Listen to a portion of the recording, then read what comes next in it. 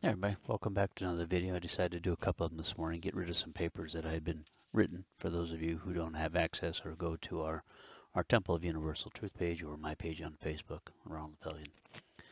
What I'm talking about has to do with the concept. This is something I wrote before the video that I did about Leanna's grandfather, my wife's father, who had died and has been in contact with the granddaughter, being able to tell her more about what he's experiencing and what's going on. And essentially the things that he'd been saying, and the mere fact that he can do that proves this paper that I wrote probably a week or two before he died. So I'm going to go ahead and read this paper to you. It's titled, "There Will Be No Judgment Day, as Religions Believe," and I wrote this in September. Something that clicked in my head recently, after having read through the books of many religions, is that they all believe or accept there will be a day when all humans will have to stand before and be judged by a deity of some kind for all they have done and thought in this life, and this judgment will determine where and how they spend their afterlife. If you're into the Christianity of the Bible, you'll understand they're talking about the resurrection, the day of judgment time. This idea, this belief, actually the fear that keeps the followers in line and doing what they're told within the religious system. It's that fear of the afterlife and being judged. It only works and is true if those believers believe or accept that the world isn't operating according to a creator, a God, or a deity's plan. It means it only works if they accept that there is no plan of God. Nothing is in control. Basically, everything would be chaos. They would have to believe, accept that everything that happens in this reality and in their life is random and chance. That humans have complete free will, and everything that happens in their life is because of the choices they make that humans make. This would mean their creator God, deity, or whatever they want to call it, after supposedly creating this world and humans, must have stepped back, made some popcorn, and said, "Let the show begin." If that was true, and it would have to be if humans are to be judged individually on everything they thought it did in this life. And let me read that part again. If that was true, and it would have to be if humans are to be judged individually on everything they thought and did in this life, because any intervention in their lives by the creator, God, or deity, or guide, on any level, would mean the person that God directed an intervention for is no longer responsible for anything they think or do in their life, because God changed what was going to happen to them had he not intervened by granting their request or deciding to help them on his own, no matter how large or how small the change. In other words, God, the deity, the entity, be it through prayer or simply having it done through angels, the concept of angels, that they change something within the individual's life, means that they have disrupted an individual's free will. They've disrupted what was going to happen before, meaning that they have had a hand in it. And if you have a hand in something like that, then you have to assume responsibility for everything that happens after that.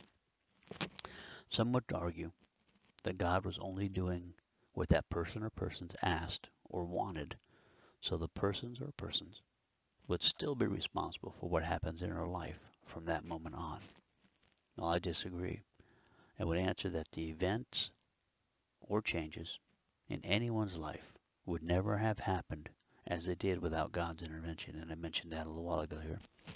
For therefore, anything that happens for the rest of their life because God changed it, or the life of anybody they come in contact with as a result of that change, would be on the responsibility of that God, and not on them. You know, there's an old Buddhist proverb that says, "Save a life, and you're responsible for it." To me, that would also apply to God when he intervenes in a life, supposedly. Excuse me.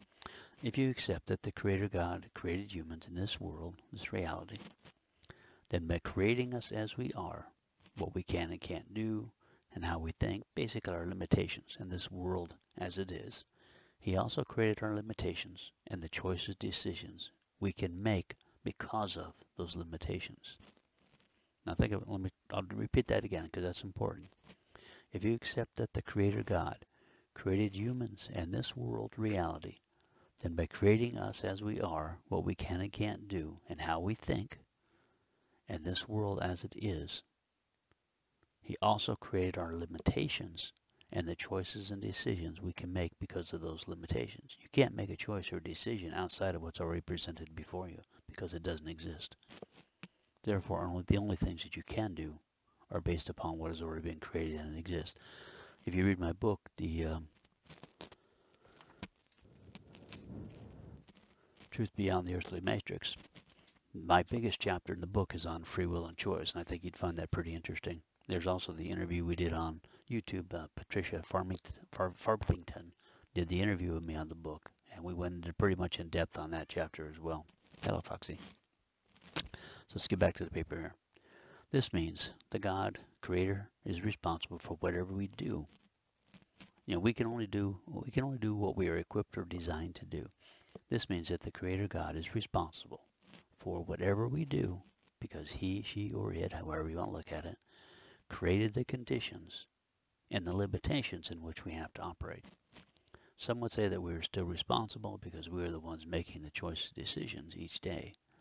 But when your choices are limited and already laid out for you, the choice isn't really yours because the only choices you have weren't decided or created by you. Plus, you can only make one choice.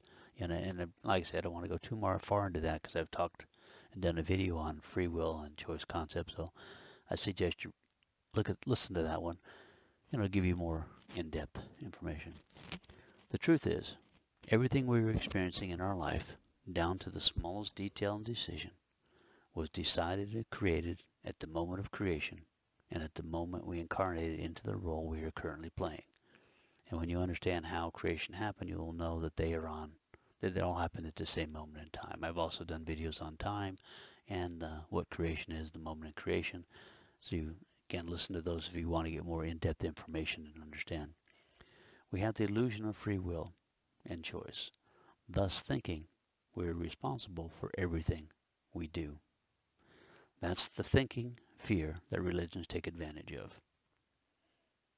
They take advantage of that fear that people have that everything they say or do or think is going to be held against them at some point down the road, thinking it is their choice and their decisions, and it's not. I can tell you that, and I've talked about in some of the other videos as well. The life we're living, including every thought and decision we make, is what the Creator wanted it to be. Well, yes, we are responsible for what we do in this life, but we are held accountable for it in this life as the Creator planned. Yes, we do switch realities based upon decisions we think we are making, but that too was already planned and created. And I'll tell you this because Leanna's grandfather confirmed us that, again, he died, he was an atheist and a communist. He had no belief in the afterlife or God or anything else. So he went to kind of an in-between place now where he's able to do things, but nothing really exists around him. And essentially he has already told Leanna that he knows now that everything is, there's a plan. There's a master plan for everything. Everything is up to the Creator. Everything is designed and created, everything we say and do. And even where he is now, he believes that there are other decisions that are being made above him. What he says is above him. Excuse me. And remember, this is a man who's an atheist, and I'll get more into the idea and the concept of it, of religions before. I don't want to get too far into that. So we might like to think that all the people we judge to be bad will pay for what they do in the afterlife, on the judgment day. But in reality, they are only doing and filling and playing the role the Creator planned for them to do.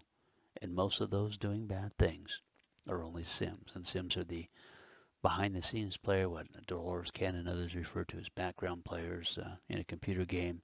They refer to them as non-player entities type things. That's the majority, excuse me, the majority of people in this world are that.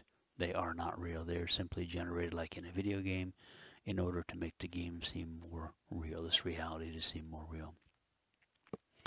The things that happen are designed for us to learn something from and want to make changes by guiding us and want us to make changes. And yes, we do have guides, and they do help direct us at times. But again, that's all set up and planned out ahead of time. Otherwise, how could they do that? Yeah, like I say, get into some of my videos about what time is, and you'll understand more about what I'm talking about. I have tons of stories I could tell you about events that took place over a long period of time that Ron had absolutely no thought of ahead of time or control. I shouldn't say not control, but Ron had no thought of those things ahead of time ever happening, but yet they happened. It worked out because I followed what my intuition was telling me to do, and that's important. So I'm not going to get into the idea of reincarnation and karma because those paths were also created as part of the human existence to play out different possibilities. Because of our lives and everything in this universe, because of our lives and everything in this universe was created as part of the Creator's plan to experience a thought play out in all its possibilities within the illusion of physical form, which includes every thought and decision we will ever experience. It means there will be no day of judgment standing before a God, because the life we live and the decisions we make are all part of his, her, or its plans, and we are aspects of them. I did a last video talking more in depth about that, about the religious beliefs of the Judgment Day and such, where within the religions, if most Christians accept the idea that they're told that their families die and go to heaven as soon as they die, which is, if you really read the Bible, it doesn't say that. And I did that in my last video where I talked about that, so you can look at that if you want to. Anyway, enjoy your afternoon, folks.